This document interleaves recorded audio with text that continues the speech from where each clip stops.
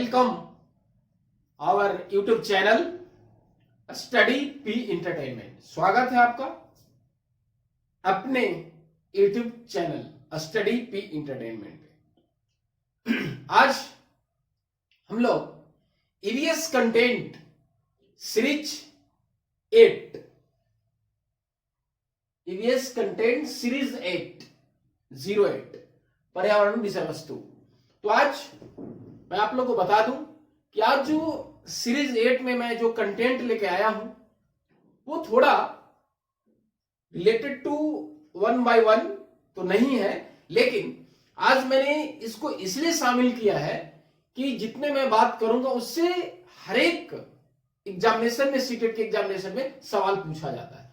कुछ क्वेश्चंस बहुत ज्यादा इंपॉर्टेंट है और मैं पहले भी कहा हूं कि ऐसे बहुत सारे ईवीएस के पाठ्य पुस्तक में बहुत सारे ऐसे कंटेंट हैं जो बहुत ज्यादा है, लेकिन हम उसी कंटेंट को, उसी टॉपिक्स को टच करेंगे या करते हैं जिससे आपका एग्जामिनेशन में सवाल 80% 90% आपका हो जाएगा। तो चलिए हम लोग चलते हैं। तो पहला है फुलवारी। अब ये फुलवारी, फूलों का घाटी कहते किसको, ये सवाल बहुत इंपॉर्टेंट आता है कि फूलों को घाटी किसको कहते हैं। तो देख लीजिए, फूलों की घाटी किसको कहते हैं? उत्तराखंड को। ध्यान दीजिएगा, पहला सवाल क्वेश्चन जो है सीटेट का बहुत ही इंपॉर्टेंट सवाल है कि फूलों की घाटी किसको कहते हैं? उत्तराखंड को। चलिए, और जो दूसरी बात जो सबसे ज्यादा इससे भी जो खास करके बिहार का एक जिला है मधुबनी। इससे भी निश्चित है कि 2 सवाल रहता ही रहता है। तो Madhubani famous for painting. Madhubani Bihar का जिला है, बता दिया अभी भी, कि जो पेंटिंग के लिए फेमस है, चित्रकला। तो ये चित्रकला जो बनता है सभी लोग अपने घर के दीवार और आंगन में, यही आपसे पूछेगा कि जो चित्र बनाया जाता है कहां? घर के दीवार और आंगन में बनाया जाता है। ये ध्यान रखिएगा, कहां चित्र बनाया जाता है? चित्र जो बनाया जाता है घर व आंगन, ठीक है। और ये जो मधुबनी पेंटिंग या रंगोली बनाया जाता है, ध्यान दीजिएगा। ये रंगोली बनाया कैसे जाता है? तो पीसे हुए चावल के घोल में रंग मिलाते। पीसे हुए चावल, ये जो रंगोली बनाया जाता है पीसे हुए क्या रहता है? चावल। अब इसमें जो रंग मिलाते हैं, क्या चीज का रंग है? जैसे नील है, हल्दी है, फूल पेड़ों का भी रंग मिलाया जाता है। तो पूछा जाएगा कि मधुबनी जो पेंटिंग रंगोली जो बनाया जाता है उसमें रंग जो मिलाया जाता है तो कौन सा? नील है, हल्दी है, फूल पेड़ों का भी रंग मिलाया जाता है। ये मधुबनी से रिलेटेड निश्चित है कि 1-2 सवाल आपके रहेंगे, मैं बता दिया। तो मधुबनी जिला कहां है? बिहार का एक जिला है। अब ये बसवा का खेत, बसवा का बैल भी, इससे भी सवाल जो है आपका रहता है। बसवा का बैल या खेत, इससे क्या एक सवाल निश्चित रहेगा। बसवा का बैल क्या है? खेत। खुट्टी एक प्रकार का, ये जो खुट्टी औजार है ये क्या पूछता है? खेत के मिट्टी को नरम करने का। ये जो हमारा बसवा के खेत से जो सबसे इंपॉर्टेंट आएगा सवाल, खुट्टी, इससे क्या होता है? मिट्टी को नरम करने के लिए इस्तेमाल किया जाता है। क्या किया जाता है? मिट्टी को नरम, मुलायम है ना, मुलायम, सॉफ्ट, क्या इस्तेमाल किया जाता है? खुट्टी को। फिर है कुरिंगे। ये कुरिंगे भी जो है ये भी बहुत पूछता है। कुरिंगे ये क्या है? इससे क्या होता है? बीज डालने का मशीन है। सीड जो है इसी से जो है मशीन के द्वारा, जो मशीन का नाम है वो क्या है? कुरिंगे के द्वारा जमीन में सीड डाला जाता है। और पूछेगा खरपतवार किसको कहते हैं? खरपतवार मतलब बिना उगाए पौधा अनावश्यक उग जाना, उसको खरपतवार कहते हैं। क्या काम है? खरपतवार किसे कहते हैं? अनावश्यक, जिससे हमें कोई मेहनत नहीं लगा, कोई परिश्रम नहीं लगा और वो अनावश्यक कुछ पौधे उग जाते हैं, उसको खरपतवार कहते हैं। और एक है इलीगे, ये भी जो है आपका इंपॉर्टेंट है। तो मैंने देखा अभी आपको बताया बसवा के खेत से 3 सवाल। पहला मैंने बताया खुट्टी, जो मिट्टी को नरम करने में कुरिंगे जो जो बीज डालने का मशीन, और मैंने कहा इलीगे, ये चिरोही जैसा जो हम लोग घर में इस्तेमाल करते हैं उसके जैसा होता है। ये क्या करता है? प्याज को पौधे से अलग करने का औजार है। इलीगे जो है प्याज को पौधे से अलग करने का औजार है, इलीगे।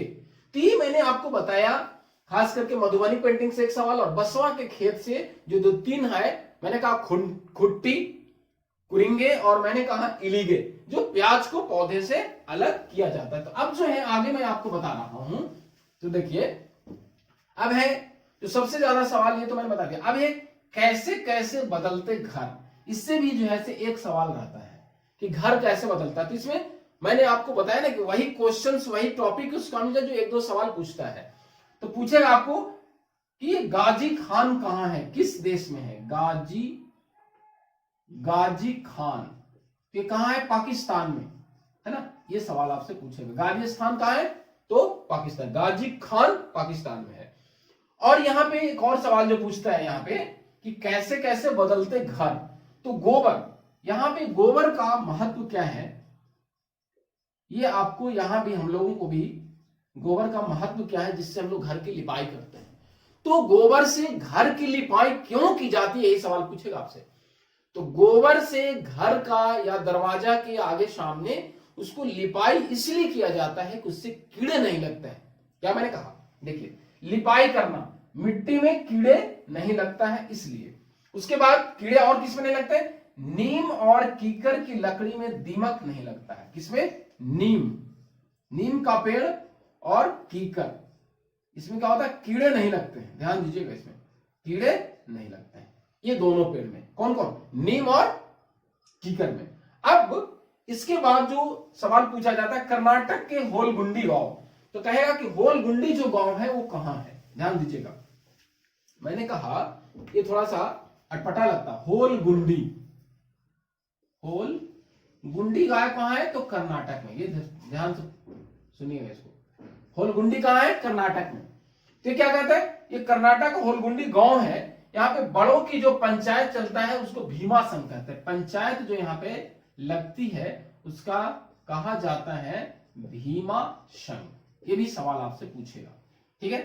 तो ये मैंने आपको अभी कहा कि जो कर्नाटक से सवाल एक सवाल निश्चित है सीटेट में। उसके बाद आगे चलते हैं हम लोग, जो इससे भी निश्चित ही हर एक बार सवाल पूछा जाता है। मैं बार बार कह रहा हूं कि वही टॉपिक्स प्रकरण को मैं शामिल किया जो बार बार पूछा जाता है। रेगिस्तानी ओक, देखिए नाम इसमें आप कंफ्यूज मत होइएगा। रेगिस्तानी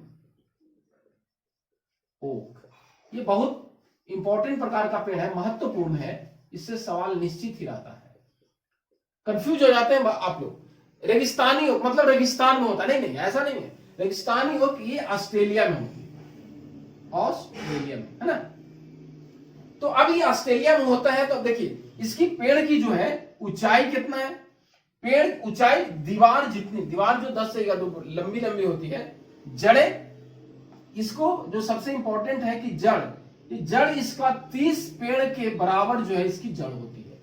रेगिस्तानी ओक की जो जड़ें होती है, रूट होती है, तो ऐसा कहा गया या ऐसा देखा गया कि 30 पेड़ का जितना लंबी जड़ें होती है उसका एक अकेले रेगिस्तान ओक का होता है, ठीक है?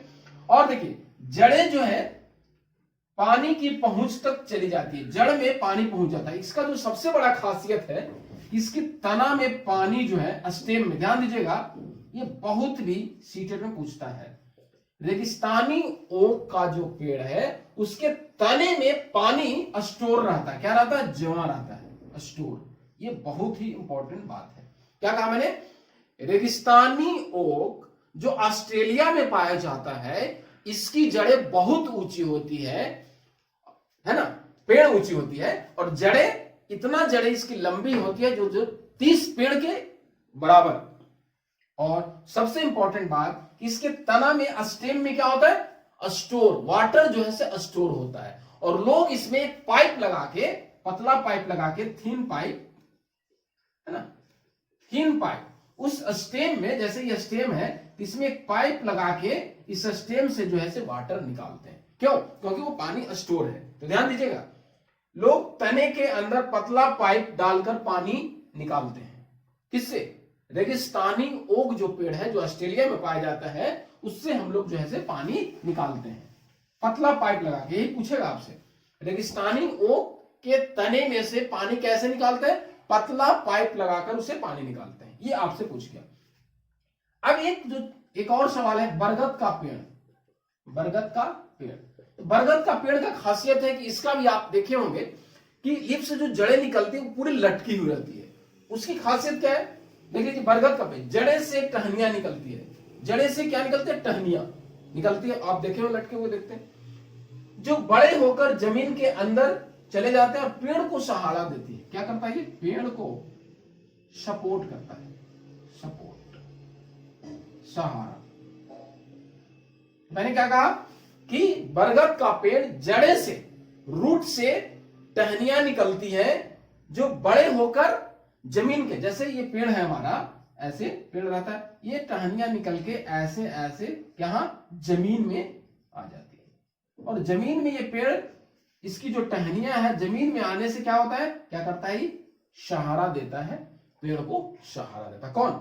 ये टहनियां जो निकली, जो जमीन के अंदर जड़ें हैं, ये पेड़ को सहारा देती है। ठीक है, तभी हम लोगों ने देखा सीरीज 8 में, और इसमें महत्वपूर्ण कंटेंट को मैंने शामिल किया है, जिससे निश्चित है कि सीटेट में कम से कम इस सीरीज से 5 क्वेश्चंस आपके रहेंगे ही रहेंगे। तो इसलिए इसे ध्यानपूर्वक आप देखेंगे।